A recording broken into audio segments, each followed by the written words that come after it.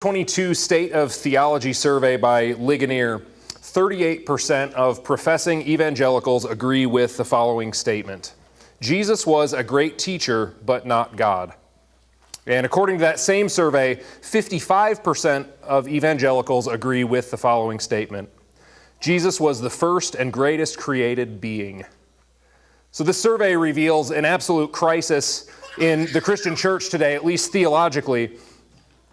And as the full divinity of Jesus is one of the fundamental foundational principles that the Christian faith is built on.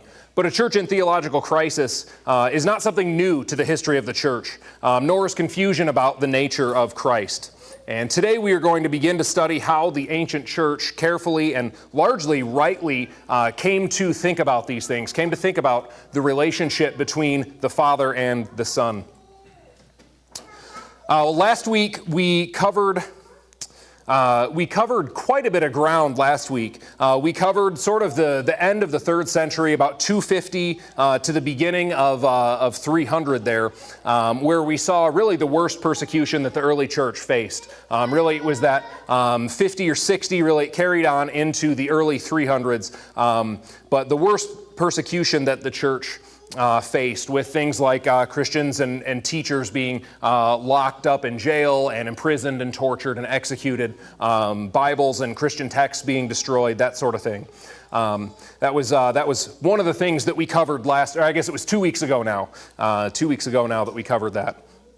But just kind of by way of quick review with some of those other things that we looked at how the Roman Empire had become very large and sort of difficult to manage.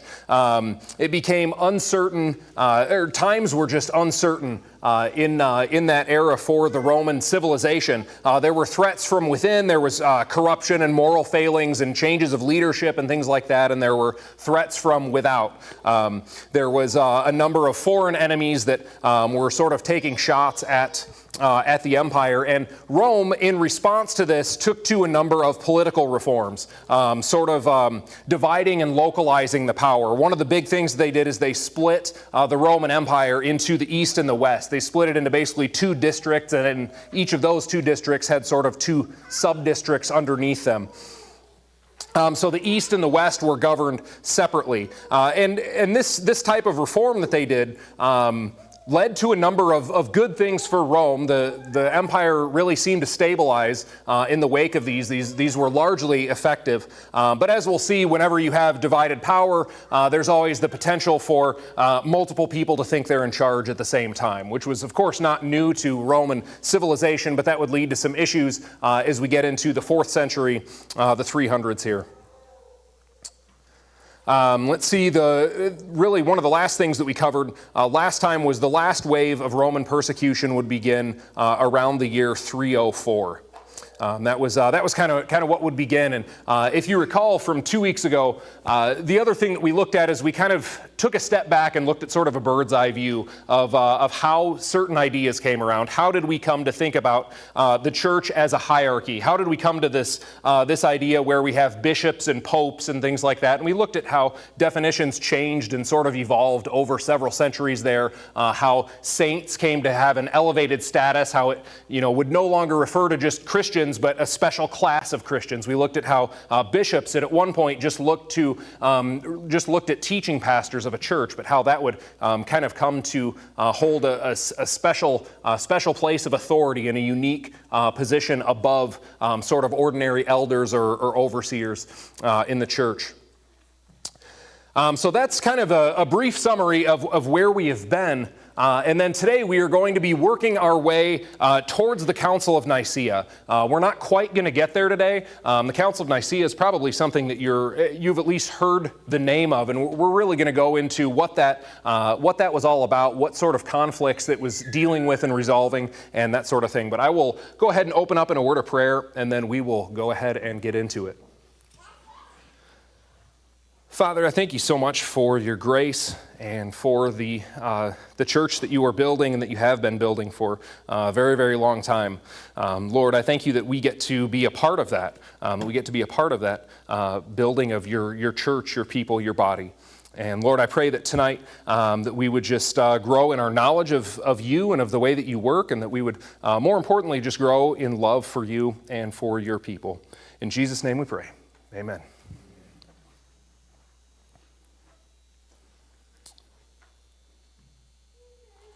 All right, well, we're going to start out kind of looking at a little bit of a timeline here. A timeline sort of picking up where we left off. Again, as much as possible, we're kind of going chronologically, but obviously there's times that we step out of that chronological order like we did in the last session. But where we left off was the early 300s, so the early 4th century. So you have in the year 304, that was really the last phase of this great Roman persecution that would begin. And remember, in this period of persecution from about 250 to 312 or so, that was the worst of the persecution that the church dealt with as a whole. Primarily persecutions up until then had been quite localized. So in a specific city, in a specific region, that's where the persecution would be. But several cities down the road, it wouldn't be nearly as bad. But the persecution from about 250 to 312 was primarily empire-wide, and so the last phase of that had begun. And unlike some of the earlier persecutions, the church was much more faithful in this persecution. There was much holding fast to the truth and holding Christ as Lord. The next year, the year 305, and it doesn't matter so much if you remember these two names, I just put it on there because, well, it's easier to say a name than not, I guess. But in 305, there were two Augustuses, or co-emperors. Remember, Rome had been divided into an east and the west. And they had an Augustus named Galerius in the east and Constantius in the west. So they became co-emperors. The following year, Constantius, who was the emperor in the east, died. And his son, Constantine, whose name we are probably all familiar with, is declared Caesar by his troops.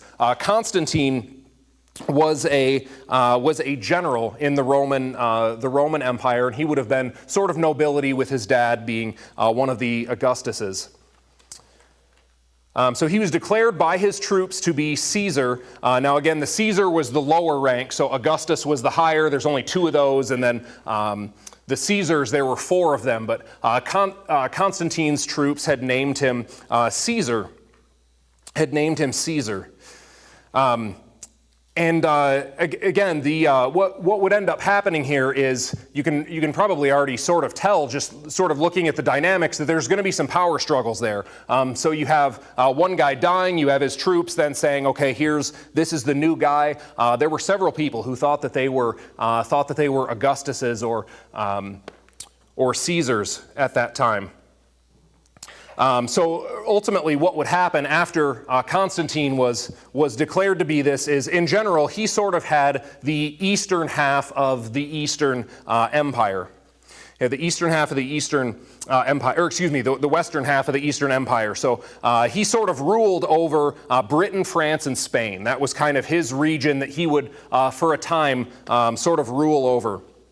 And in the other part of the West, was ruled over by a Caesar named Maxentius. And he primarily had Italy and northwest Africa. And these guys ruled in relative peace for several years. Constantine they were both pagans. Constantine was fairly tolerant towards the Christians. Maxentius was quite heavily anti-Christian.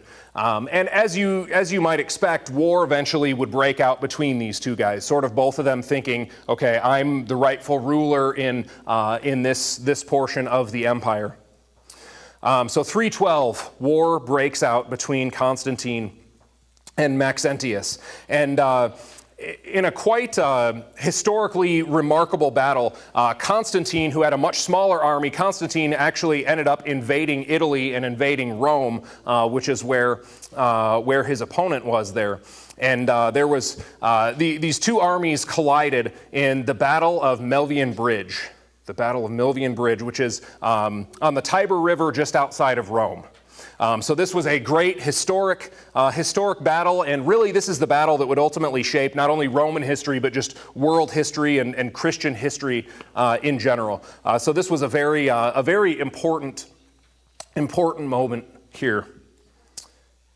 And as the story goes, the night before the battle, Again, historians have somewhat argued over how true this is, but as the story goes, the night before the battle, Constantine raised pagan, professing pagan, he has a dream in which the first two letters of the name of Christ appear to him, and he saw or heard the words that said, "By this sign you will conquer."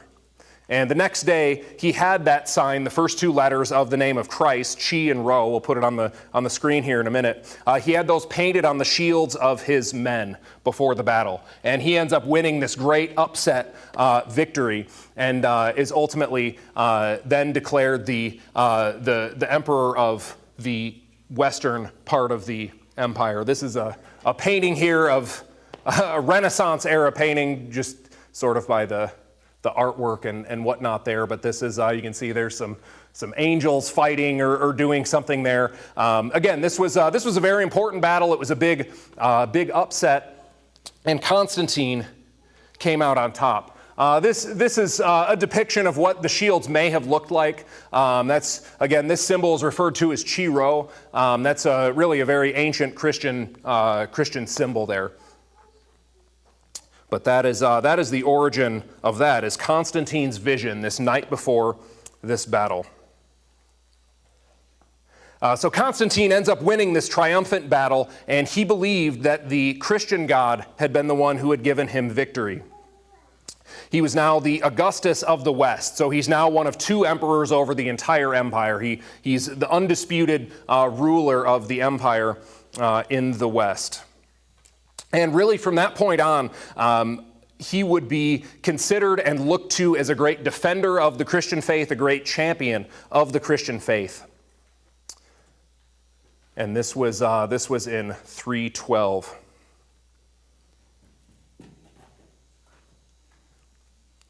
And at a similar time in the West, at a similar time as this was happening in the East, the Augustus in the East became ill and died. So you have Constantine sort of taking the throne in 312 in the West, and at the same time you have a replacement of the Augustus happening in the East. And a man named Licinius became the replacement for the Augustus in the East. Well, in the next year, 313, these two guys met. So again, Constantine, emperor of the West, and Licinius, emperor of the East, met together in Milan, Italy, and agreed on a policy of freedom for all religions. This is the Edict of Milan, is what this is called. That's 313. That's frequently referred to as the Edict of Toleration. But this was officially when Christianity became a legal religion. One of the really common misunderstandings is that Constantine made Christianity the official religion of Rome or something like that. That's not the case. That wouldn't happen for a number of decades later. But at this time, this is an edict of toleration. So both in the East and the West, you have these co-emperors agreeing, we are going to be tolerant, we are going to accept Christianity as a viable practice. Now, if you remember kind of going back the last few centuries, there was never an issue with Rome that Christians wanted to worship Jesus. The issue was that they refused to worship Caesar. They refused to sacrifice to the pagan gods. It wasn't an issue of, oh, you're worshiping the wrong guy. It's, no, you need to worship our guys as well as your guy. And that was the big issue. So this would be really just a great reversal in the year 313 of the way that things had been. Constantine, in his years, would do a number of very noteworthy things as emperor, or at this point co-emperor. He, for example, refused or returned stolen property to Christians.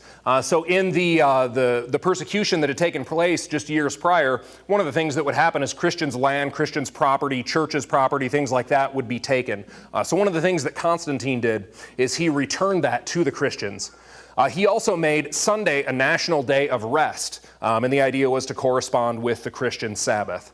So again, he wasn't, strictly speaking, forcing Christianity or something on the populace, but he was saying, no, we are going to recognize this day as a day of rest. One of the big noteworthy things that he did too is he gave church bishops, so again, these would be sort of the leaders, the teaching pastors of the churches, he gave them authority to act, if they so chose, as civil judges in different circumstances. So sort of saying, okay, we don't just need, couple people are trying to figure out the civil suit. Okay, go to your local bishop and figure it out, and we'll give them authority to sort of render decisions and things like that. He also introduced state welfare to the poor, to try and disincentivize the practices of exposure or infanticide. If you remember, exposure from several weeks ago was a common Roman practice where unwanted children were just sort of left outside of the elements to be exposed, and that was something that the Christians would do, is they would go around and try and find these children that had been exposed and bring them in and care for them and raise them as their own. So this was sort of Constantine's, one of his way of combating it is creating sort of a means of a safety net or something like that. He also banned crucifixion. He banned the branding of faces, was kind of an interesting one. That was a fairly common practice as a punishment if someone had done something really bad, as they would brand the person's face, sort of to just label them with whatever they had done. And Constantine saw that as very much an attack on the image of God, attacking someone's face like that. So that was something that he banned. So this was kind of fast forwarding a little bit here. So we have, this is all starting in 312, 313. 312 is when Constantine sort of takes the throne there. He has the Edict of Milan the next year. And then these other things I just mentioned were things that he would work out through the next several decades. One of the things that he attempted to do was to get rid of the gladiator games. But that was something that was just so ingrained in the Roman culture, it just wouldn't be done in his time. It would eventually be done by the Christians, but Constantine was unable to do that. Fast forwarding a little bit here, in the years following, times would be under Constantine very good for Christians in the West, but increasingly worse for Christians in the East. So remember, the East was under Licinius, this other Augustus. And he would become, even though he had signed and agreed to the Edict of Milan, this edict of toleration of Christians, he would become increasingly anti-Christian until around the year 320. In 320, he began violently persecuting the church. He became sort of conspiratorial and thinking that Christians were underneath him, were conspiring against him, that they're secretly loyal to Constantine, things like that. And again, just committed many acts of violence against Christians. This led to 324. In 324, war finally broke out again, and it was between these two guys, between Constantine and Licinius. And Constantine would ultimately end up victorious there. He saw himself as really fighting a holy war against Licinius to come and sort of rescue the Christians from his tyranny. So Constantine defeated and executed his enemy, and then became, in 324, the uncontested leader of the entire empire. And in doing that, he would then reunify all of the Roman Empire. Again, that had been split into East and West, and then sort of had these sub-districts under that. Constantine would unify that again.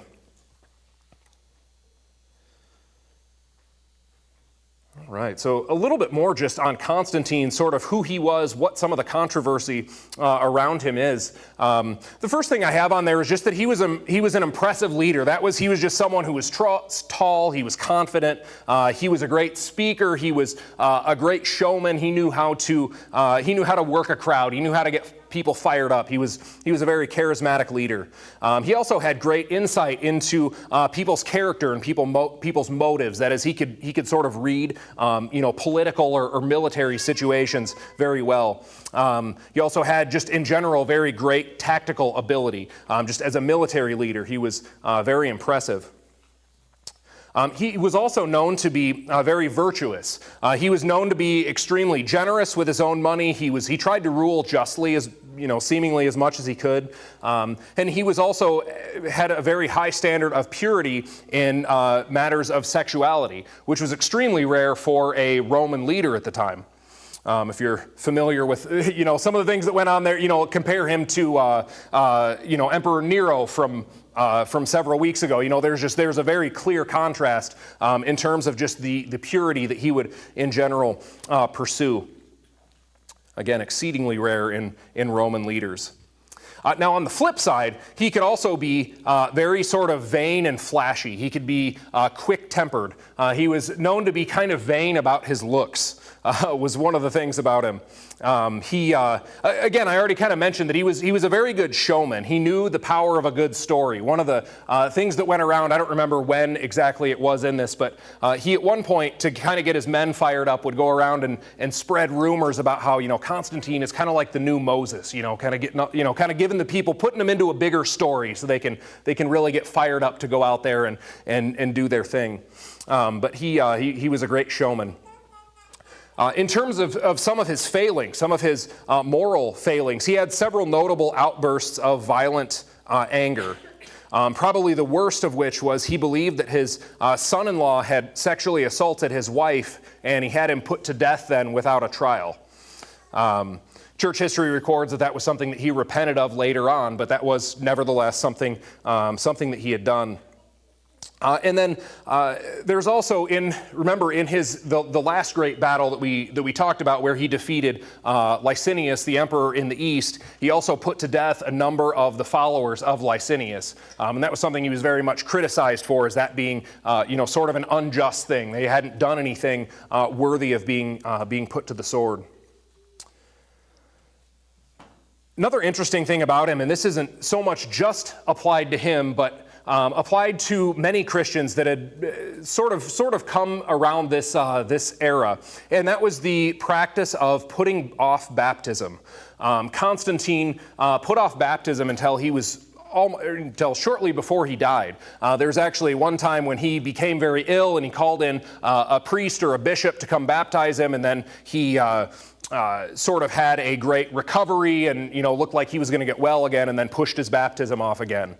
And the mentality behind that is I think a flawed view of God's grace. But the thought that had become fairly common at the time was, well, it's a lot harder to forgive sins committed after baptism. So sort of the idea is, well, if you hold off baptism until the very end, that'll wash away more sins. I guess if you're the emperor, you might have to murder an occasional person, or things get sticky when you have a big empire to rule. So he kind of push that down the road, as opposed to the biblical pattern, which is just as soon as someone is a professing believer and they understand the gospel, the response should be, what should keep me from being baptized, as it was in Acts. But these kind of things have caused many to question the legitimacy of his conversion. Of course, there's arguments like, okay, well, the killing of Licinius's followers or of his son was, not consistent with the acts of a Christian. And likewise, the whole thing with baptism, it's like, okay, well, if you're just trying to get baptized to wash away the most sin, it's like, okay, have you really put to death your sin, or are you actively in the process of that?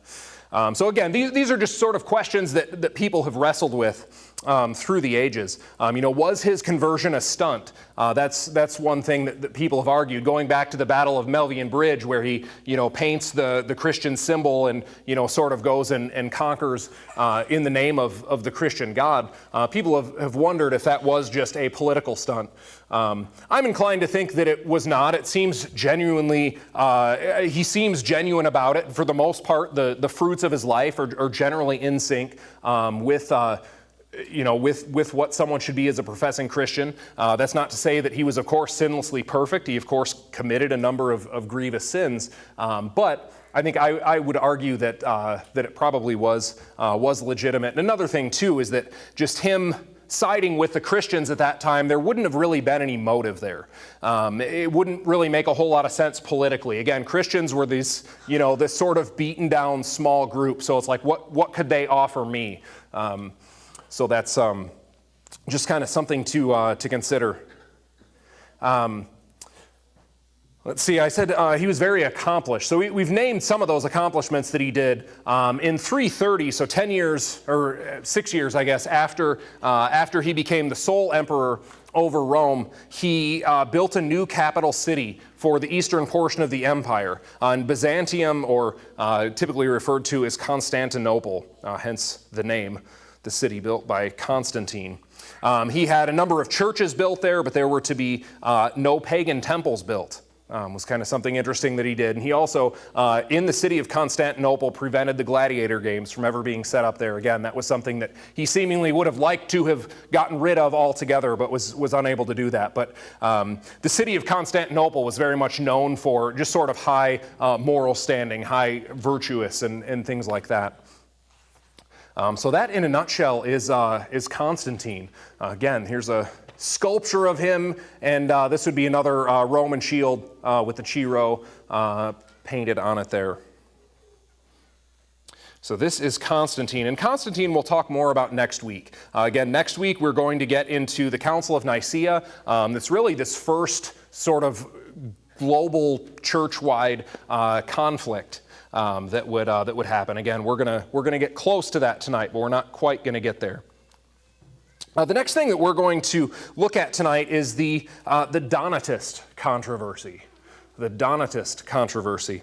And we're going to take a little bit of a step back here. We kind of look broadly at some of the things that Constantine had done, and most of that was after this time. So we're taking a step back here to the year 311. So this would have been just before Constantine's conversion. And in 311, in Carthage, Carthage being in North Africa there was a man named Caecilian that was appointed bishop. He was appointed the bishop. And what ended up happening is many in his church refused to recognize him because one of the bishops who had ordained him had allegedly handed over a Bible to be burned during the last persecution. So just several years before. That was the accusation. We don't know for sure whether or not that happened. But in a nutshell, that was the argument. It's saying, okay, well, you're not legitimately a bishop because your ordination was not legitimate. Your ordination was not legitimate because one of the people who ordained you was not truly Christian. That was the argument that was laid out. It was this person was not truly Christian because when they faced duress, they chose to have the Bible burned rather than to stand firm on their faith. So that was kind of the crux of the argument. And this argument was made by a man named Donatus. So Donatus is the guy who rejects Caecilian's ordination. And as you might expect, Donatus thinks that he should be the bishop of Carthage. So what you have here is basically a church split within the city of Carthage, within the church of Carthage. Formally, the church has said, okay, Caecilian is the bishop, he's the guy who's running the show, and Donatus is saying, no, he's not legitimately ordained. And so a number of those in the church would then follow Donatus as opposed to Constantine. So again, it sort of results in these two different sects here. And in an interesting sort of precedent that is set there, the Donatists end up appealing to Emperor Constantine.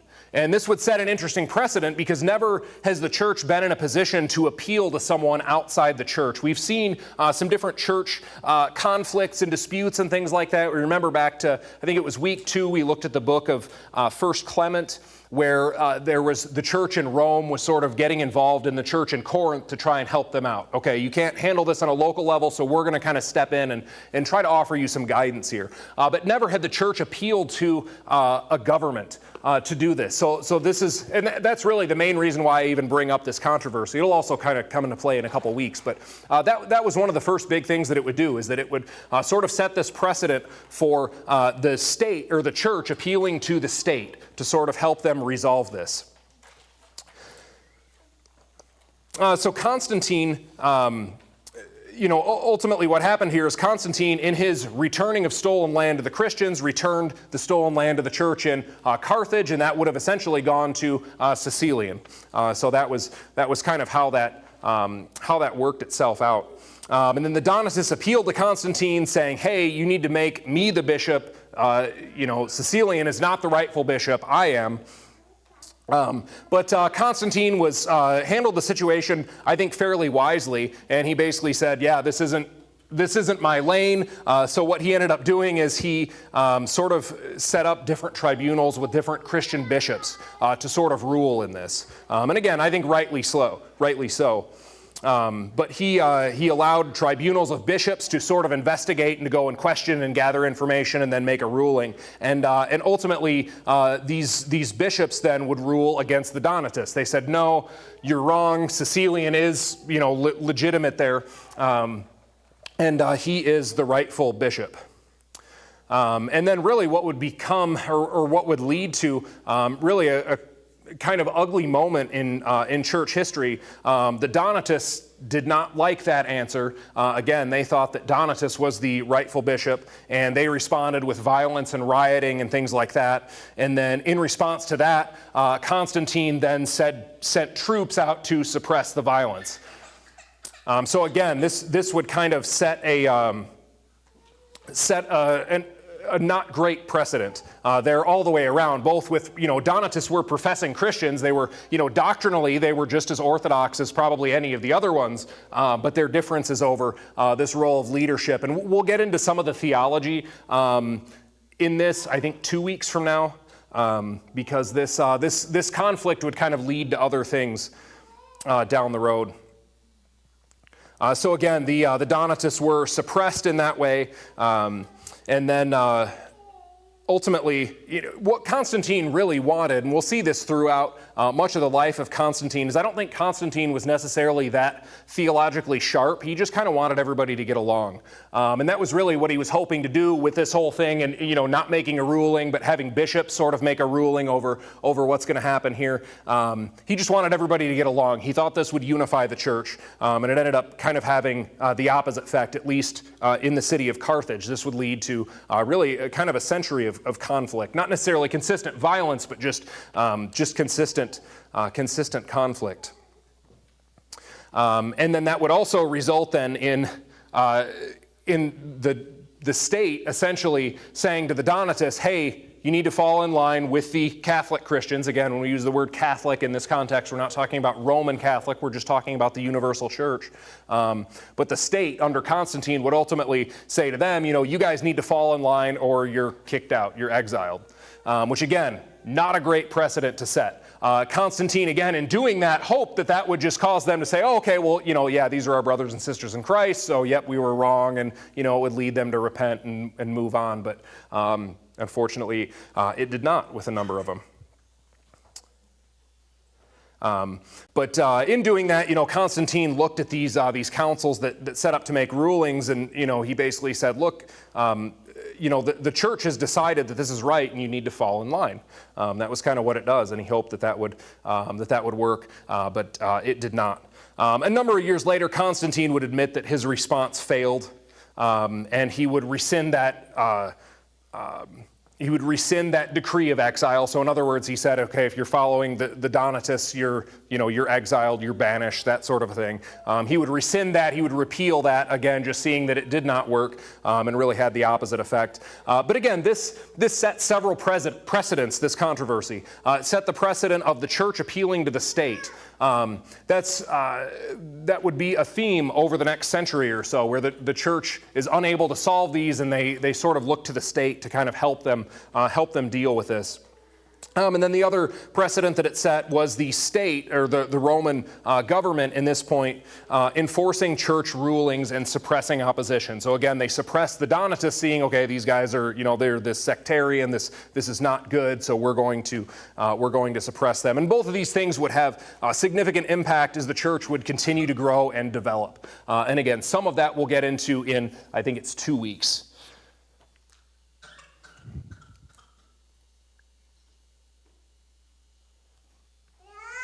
Right. The next one we've got is Arius of Alexandria. Arius of Alexandria. He was alive from 256 to 336. So again, really right in this era, and he would be very active in the first 30 years or so of the 300s. So Arius was a presbyter from Libya. He was known as an ascetic. If you remember kind of going back to, we talked about Origen several weeks ago. Origen was this guy who had this very high view of sort of extreme asceticism. Asceticism being putting off the pleasures of life. So not only should we cast off sin, but we should also cast off the pleasures of life. That was one of the things that Origen taught. And if you remember, Origen was from Alexandria as well. So this is in the same place. We're dealing still here in Egypt is primarily where this would come into place. If you remember, the city of Alexandria was this great sort of cultural and educational and artistic sort of center of the world. It was really one of the leading cities at that time. And again, Origen would be the first sort of really great teacher that would come out of there. But several generations after him came Arius of Alexandria. So Arius followed Origen in this ascetic lifestyle, that is casting off the good things of life. And he was from Libya, so an area right around there. And he was also a presbyter. So if you remember from our last session, we looked at sort of some of the different biblical words around like an elder or an overseer. And presbyter is really the same thing biblically as a bishop. Bishop, presbyter, overseer, those are really interchangeable words that describe the same function. But again, as we discussed on our last session, those would eventually be split into sort of different tiers. And you have the bishop on the top, and then you have the presbyters over here, and then eventually you have the priests down here, and it's this hierarchy. But Arius was a presbyter, so he would have been a step under a bishop. But he was still someone who had a great deal of authority. He was a very gifted teacher. He was a very attractive man, a very good singer apparently, very charismatic leader, very good speaker. And he was a very, very strict monotheist. Now, we all should be strict monotheists, but he took that in an unhelpful direction. Unhelpful direction. So if you remember going back to Origen several weeks ago, Origen asked a lot of great questions, came up with a lot of not so good solutions. And one of those solutions that he came up with was this crazy idea of degrees of divinity, where you can sort of have the closer something is to God, the more divine it is. And in Origen's scheme, you have, Jesus is God, but he's like 1 degree less divine than God, but he is somehow still also God. Well, this is something that Arius looked at, and Arius was unhappy with that. He said there's no such thing either, like there's a world of difference between God and not God, and there isn't really any between. There isn't really any between. And this idea of sharing divinity, sort of across this gap of the divine, just doesn't really make a lot of sense. This was what Arius taught.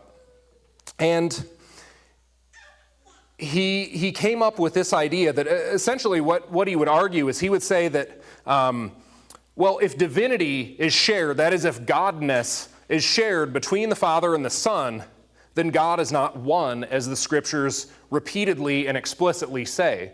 Hear, O Israel, the Lord our God is one. That's a very common theme throughout all the Bible, that there is one God.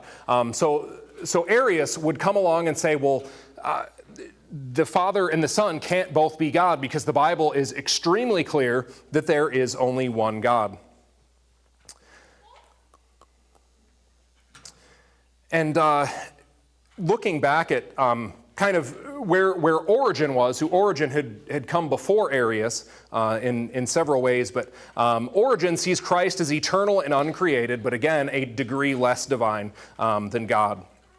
But again, Arius was very unhappy with Origen's explanation. So his logic would go something like this: there's only one God, the Father is God, therefore Christ is not God. That was basically the flow of argument that he had. So he concluded that the Son is the first and greatest creation. It's through the Son that everything else is created, but the Son is himself created. And this goes back to where we started this evening with that Ligonier study, where over half of professing evangelicals affirm the fundamental statement of Arius, that Jesus is the first and greatest created being.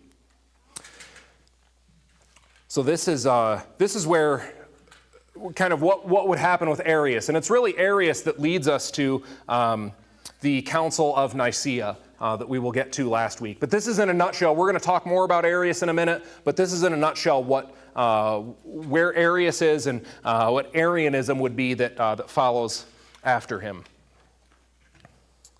All right, and then last person we're going to talk about tonight is, I love it when history works out this way, Alexander of Alexandria. Kind of convenient. So he was the bishop of Alexandria at this time. So he was the bishop, so he was the guy on top in Alexandria, while Arius was a presbyter. So Arius would have been a tier below him there. And Alexander, like Arius, agreed that this sort of idea of different degrees of divinity that Origen had sort of held to was not great. However, he drew the opposite conclusion from Arius. He drew the opposite conclusion. He said, no, Christ is indeed fully and truly divine in the same way that the Father is. And this would lead to much conflict between Arius and Alexander. This would start out as a local dispute and then sort of end up being an empire-wide dispute. And again, that's what leads us to the Council of Nicaea. So Alexander held that no, Christ is fully divine in the same way the Father is divine. He's a distinct person, but he's the same being. He's the same God. And we'll get into the sort of that Trinitarian formula a little bit more next week. But again, this controversy wouldn't stay just in Alexandria. That was where it started, but that was certainly not where it ended. Eventually, Alexander would set up a local council in Egypt, basically bringing together all the regional bishops together to say, hey, we need to discuss this, we need to figure this out. When we talk about the Father and the Son, how do we think about that? How do we think about the relationship between the two of them? And in the year 320, the bishops pretty much all agreed with Alexander that Arius is wrong, and this is not only an error, but this is a serious heresy. This is denying that Christ is God. Again, that is a fundamental anti-Christian statement. So in 320, Arianism was ruled as heresy by this local council in Egypt, and they ended up kicking Arius out of the church for this teaching, for refusing to affirm the truth. And in response to that, Arius was deposed, he was kicked out, and he went to go east to try and gather support. And he would go basically from city to city and try to rally people up and try to get people to sort of join his side. This idea that he would eventually write a very catchy song that was something to the effect of, there was a time when the sun was not. That was sort of the slogan of Arianism. In other words, Christ was created. Christ had a beginning. There was a time when the sun was not, was sort of this rhyming slogan that he would have. So again, he would go from city to city in the east, gathering support, which kind of resulted in some different bishops taking different sides, some for him, some against him, things like that. And overall, he was quite successful in gathering support, but there was really a lot of questions as to how well the people who were supporting him understood what it was he was saying. And that was sort of a downside of Alexander of Alexandria, was that he wasn't all that clear in his writing against Arius. He was right, but he wasn't overly clear, and it left a lot of people in the East kind of confused as to what Arius, or what Alexander believed, and so they ended up sort of siding with Arius, again, maybe not fully understanding what it was that he was arguing, that Christ was indeed created. And ultimately, again, this is what is going to lead us to the Council of Nicaea. That's what we're going to spend our time on next week. This would become such a big issue that the church would once again appeal to the emperor and say, hey, help us figure this situation out here. There's division among the churches. We're arguing over, what is true on a very fundamental level, and they would appeal to the state, and then the state in response would then set up this council, this universal ecumenical council that is from bishops all around the world to decide and discuss this issue. All right, well, that is going to conclude us for this evening.